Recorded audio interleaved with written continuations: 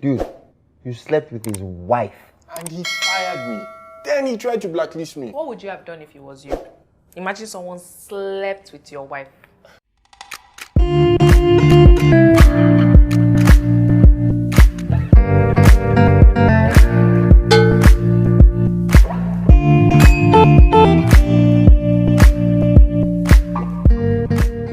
Hey guys, so welcome back to yet another exciting video from Deb. Today's video is the review of Faces Season 2 Episode 4 titled Moving On. Faces is a web series and an Ndani TV production. Before we get started, please subscribe to my channel and click the like button. Without further ado, let's get started. The episode begins with the three friends, Gbubemi, Sukomi and Tunde, discussing the success of Gbubemi kitchen business. Gbubemi then tells them about Mr. Adu, who tried to blacklist him. Mr. Adu was the husband of the lady Gbubemi was getting down on in season 1. Tunde then goes on to ask Gbubemi what he would have done if he was also like in the same shoes as Mr. Adu was. But of course, Gbubemi, being those kind of guys that are always proud in themselves and feel that their bed game is A+. So it was like, why would any lady even cheat on him? And with his man private size that is very huge and all of that, it takes pride in the fact that he's huge down there. Then Sukomi then goes on and says, bigger is not always better. I say, what? Is that coming from you, Sukomi? All right. Bigger is not always better. Then, Tunde then joins in also and agrees with Sukomi that, well, yes, bigger is not actually always better. That, women just always say, I like men that has big size and all that. It's just so that the guys can feel, it's just so that they can, massage the guy's ego that actually your size doesn't do anything for we women and all. So for my ladies that are listening to me right now, please let me know in the comment section, do you think bigger is better or bigger is not always better? What are your thoughts? What are your takes on this particular matter? Leave me your thoughts in the comment section. Let's get to know. My ladies, let's do this. Tunde then goes on to ask Gbubemi how many women he had made them to climax, but Gbubemi's response was, it is overrated. I'm like, sir, what are you saying? This is your ego talking, bro. This is your ego talking. What is overrated? What's that? Then Gbubemi then mentions that Ini was coming and all. Then immediately Sukomi was like, okay, yes, he has something to do at the office. He has to go. And of course, we all know his line. Everybody knows his line. And Gbubemi is like, no, you don't have anything to do at the office. So like, I actually have something to do at the office. And this is just because, of course, Sukomi is always trying to escape, always be in the same space with Ini, or he doesn't just want to confront her. So he always lie and run away. So after he left, then Gbubemi then started the conversation with Tunde as to how he has noticed that Sukomi always leave anytime he says Ini is coming over and all that, as Tunde noticed it.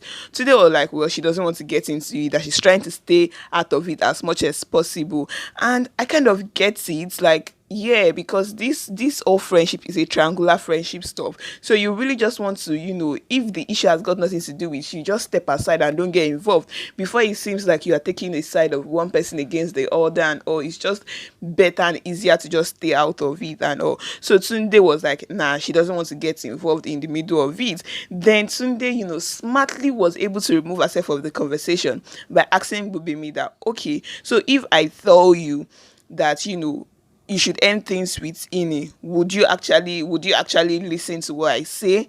Then Gbubemi didn't respond, and that was where that conversation ended. I'm like, that was a very smart way to just end the conversation, because at the end of the day, what input do you want to give?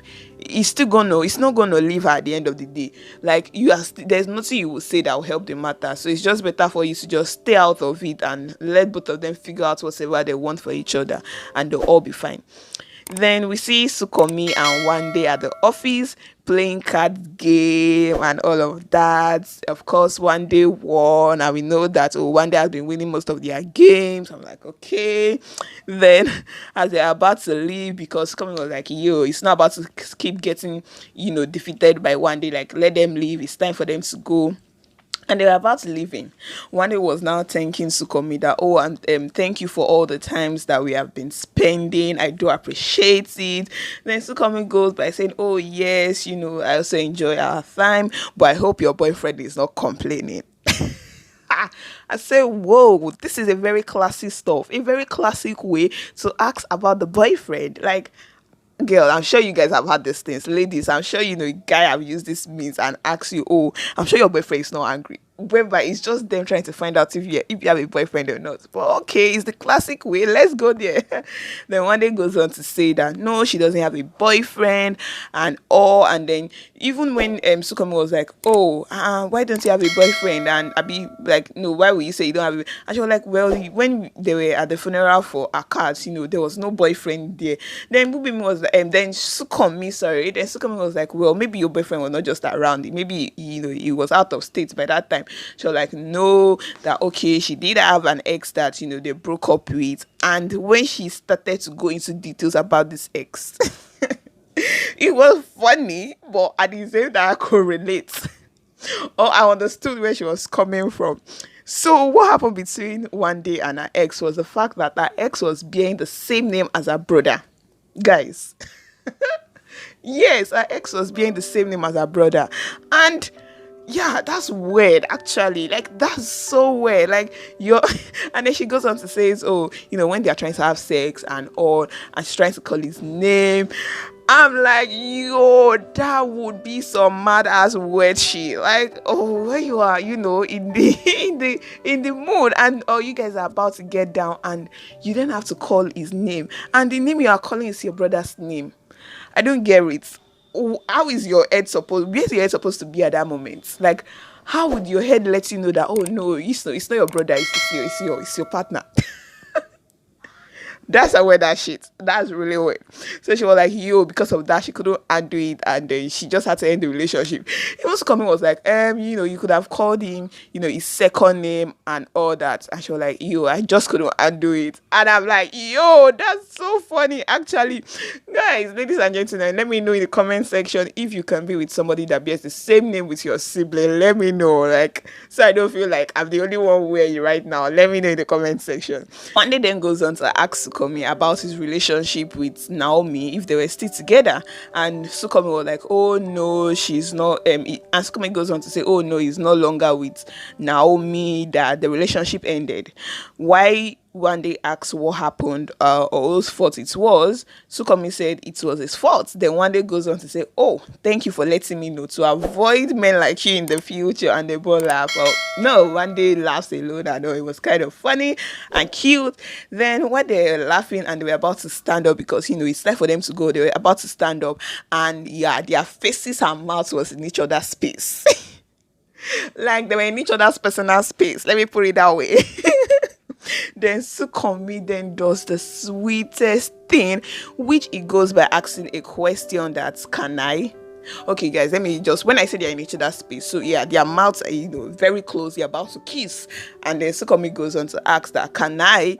And yeah, with an approval, with a facial approval from one day, then he goes in for the kiss. And my God, guys, I'm like, oh, this is so sweet. This is so sweet. My heart. Oh my God, I love.